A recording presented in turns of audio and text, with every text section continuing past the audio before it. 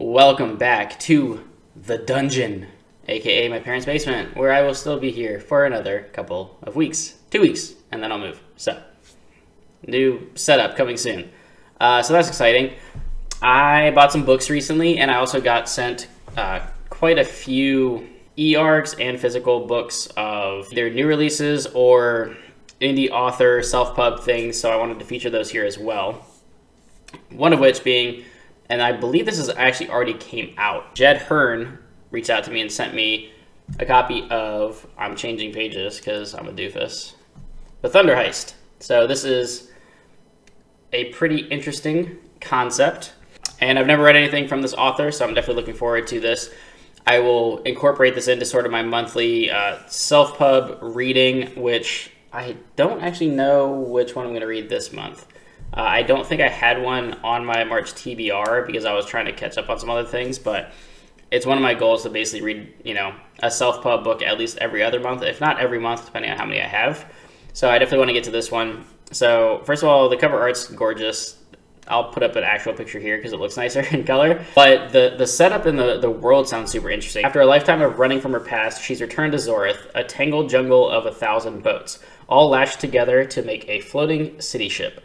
Zorith is powered by a device that draws energy from lightning. Mysterious, unique, and locked in an unbreachable tower, it's the envy of Zorith's rivals. And Kef, he's here to steal it.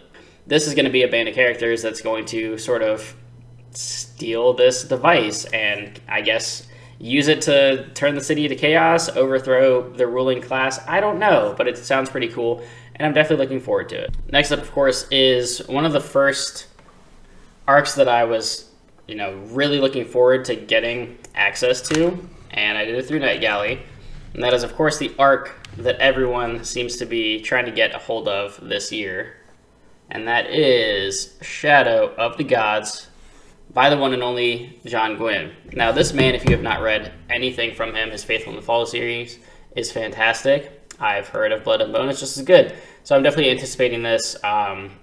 It's going to be incredible. I have no doubts.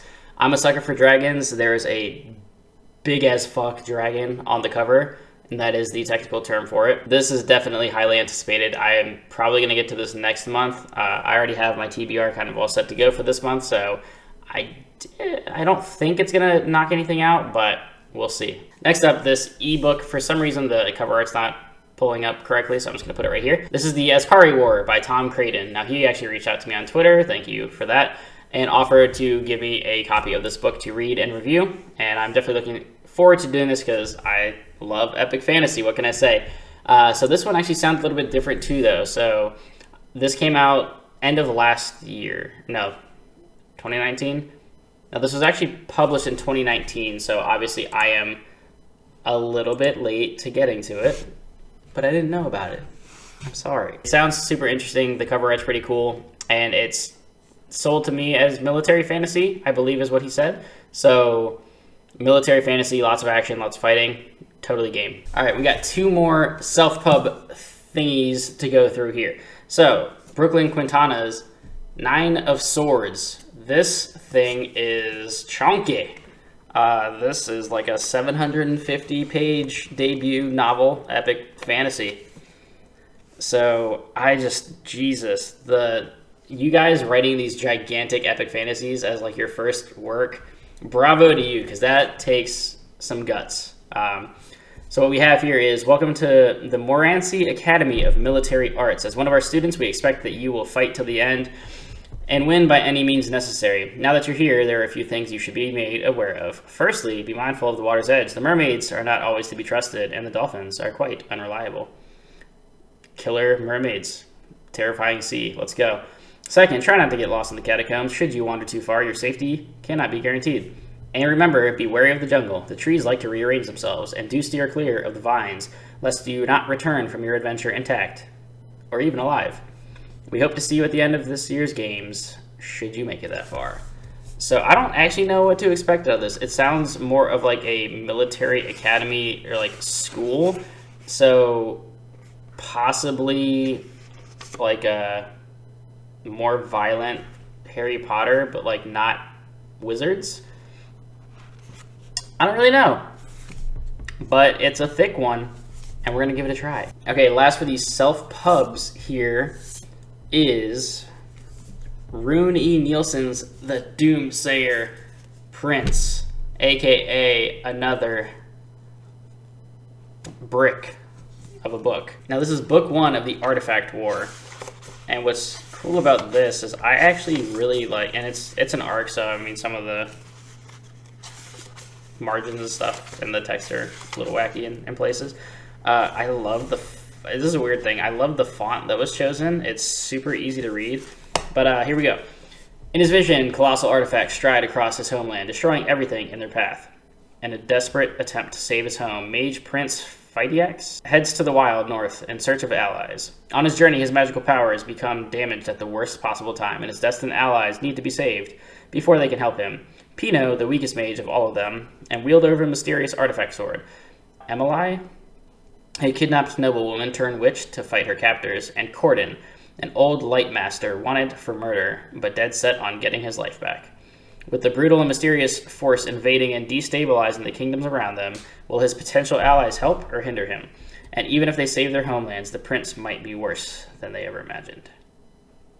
That word is price. The price, not the prince. Guys, the prince is fine. Featuring intelligent, nuanced characters and a lushly drawn, intricate, and action-packed world, it presents a fresh take on magical systems and magic's impact on power dynamics in society.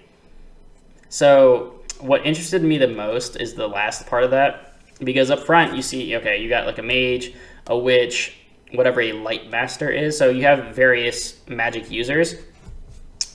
The fact that he's selling this as a fresh take on magic systems and the impact of magic on society, that's the main thing that I want to see here.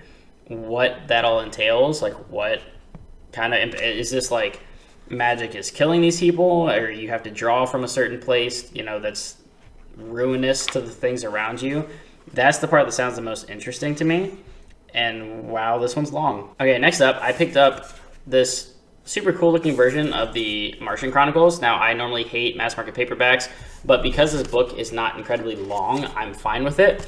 And they didn't actually have a bigger version from what I could see when I went to Barnes & Noble today. But I'm getting into more sci-fi. This is sort of another one of these classic sci-fi tales about repeated colonization attempts of the planet Mars, and obviously the things that go along with trying to colonize a planet that we are not familiar with.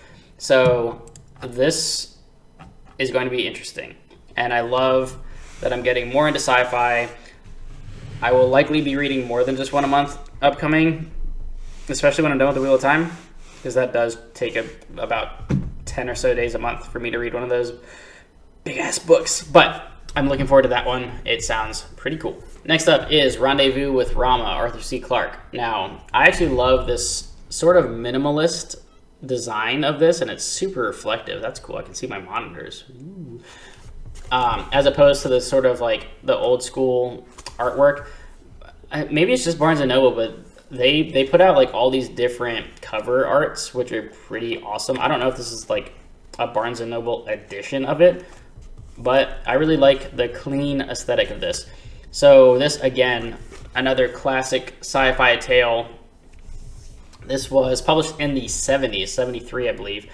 And essentially there's this, what's dubbed Rama. It's this, what they thought was like this rock hurtling through outer space at unbelievable speeds. And they actually determined that it's a spaceship. So this sounds like it's going to be a first contact kind of story.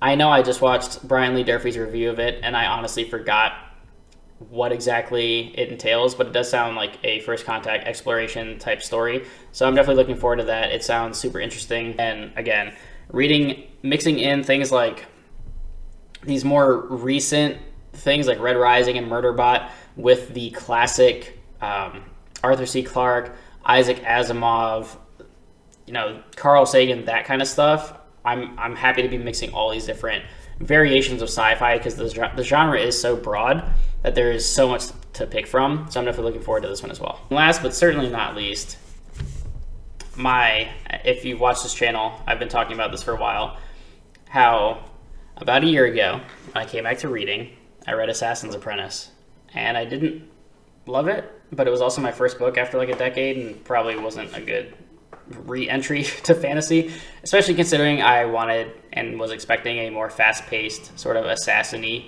story, which it wasn't, because that's not how Robin Hobb writes.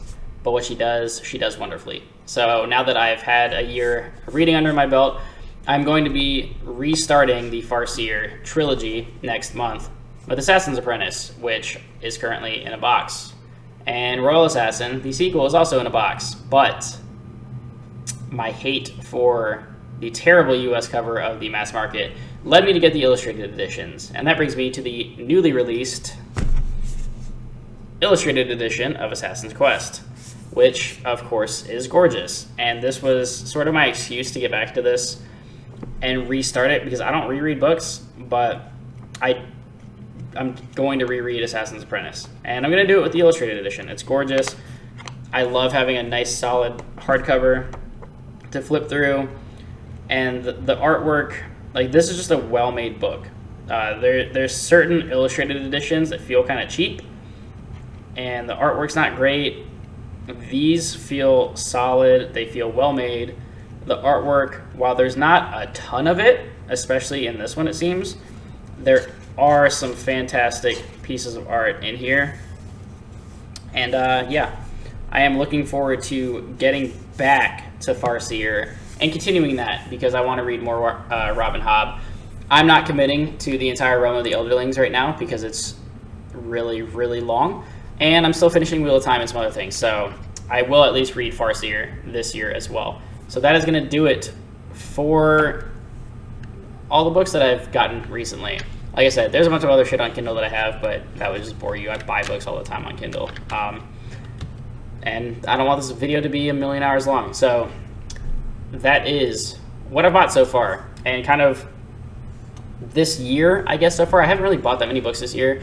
And I've been getting more ebooks and ARCs and things like that, so I just felt like I wanted to feature them here. So that is going to do it for this one, guys. I probably won't buy any books for a while. I say that, but as soon as I have my new shelves, I'm probably going to buy more books. Good problem to have. Anyway, that's going to do it for this one, guys. Like and subscribe. As always, do join the Patreon if you want to support the channel financially. And that is, of course, always optional, but always greatly appreciated. We will be doing another Howler pick for next month coming up soon, so be interested to see what you all choose for me to read next month, and maybe we'll turn it into a buddy read or a read along like we did with First Law. Definitely jump in Discord, or at least drop in comments down below. Let me know your thoughts on anything that you see here. Are you interested in any of these self-pubs? I definitely want to support any author that sends me something. If you take time and money, whatever, to send me a copy of your book, I'm going to read it. I'm going to review it. I would definitely just be interested to see and hear from you all about what books you've read recently, what you purchased recently, what you plan on buying soon. Maybe your own kind of mini book haul down in the comments down below. Definitely let me know there. And until next time, keep reading.